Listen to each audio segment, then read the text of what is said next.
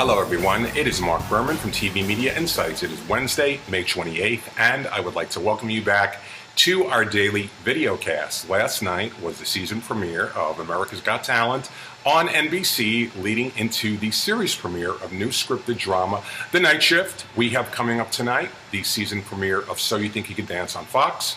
So in other words, we are into the summer television season. I will have the overnights for you from last night in today's newsletter and at our website in the forum section. Stay tuned for those results. Now let's begin today with news on the nominations for the 30th Annual TCA Awards. The TCA stands for the Television Critics Association. Each year, members of the organization, including myself, there are about 200 of us, we vote on the best in television for that year. The awards will be handed out at the Beverly Hilton Hotel on Saturday, July 19th. I will be attending.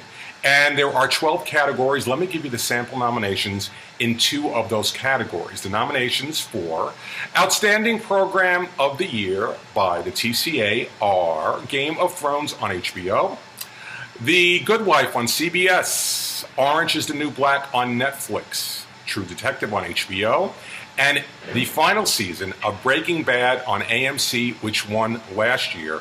And the category I am most excited about are the nominations for Career Achievement. They are Mark Burnett, James Burrows, Valerie Harper, Jay Leno, and William Shatner. Now, I was one of those people that suggested nominating Valerie Harper. I voted for her, and I clearly hope she does win, but all are very worthy. And I will have more for you on the winners of the 30th Annual TCA Awards that Monday after the awards are handed out.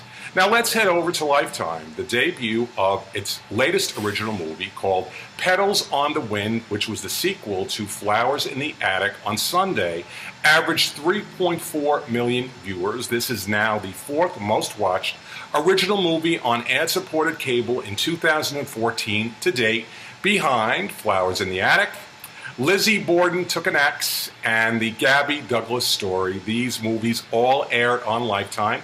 The demo results, by the way, for Petals on the Wind were up by double-digit percentages from the time period average this season. So Lifetime still has a very strong market for these original made-for-television movies. HGTV has picked up 13 additional episodes of its latest series. It is called Fixer Upper. It debuted in April. It features a professional couple remodeling and renovating homes while raising 4 children. 13 more episodes. True Detective on HBO, which I just mentioned was nominated by the TCA. There are rumors out there in terms of what will happen in season 2. This is a crime anthology series. Matthew McConaughey and Woody Harrelson starred in season 1. There will be a whole new cast in season 2, and the setting apparently will move from Louisiana to California, and instead of 2 lead characters, there will be 3. I will have more specifics for you on the 2nd season of True Detective as the details come out. If you happen to be a fan of Sharknado on Sci-Fi, the cable net is designating Sunday, July 26th through Friday, August 3rd, I believe, as Sharknado Week. And this will be in honor of the upcoming sequel, Sharknado 2, the second one, which is airing on July 30th. You know, this is a movie that, in terms of the numbers, did basically what Sci-Fi normally does. It had about 1.3 million. In terms of social media, it went through the roof. I do believe people will be tweeting away when that movie is airing again. And you know what? I didn't see the first Sharknado. I'm going to check this one out. Today in TV history, let me give you 2 TV items. On this day in 1984, this was interesting.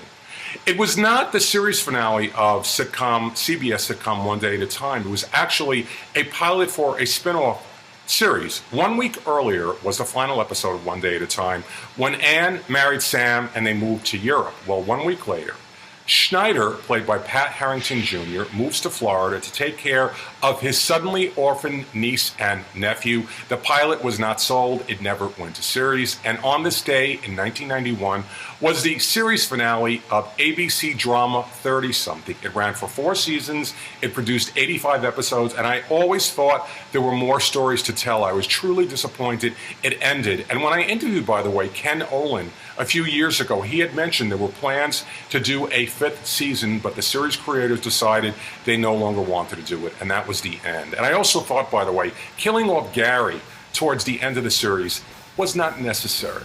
And that is today's video cast from TV Media Insights on this 28th day of May. I thank you for joining me, and I will be back with more news about my favorite medium, television, tomorrow. Have a great day.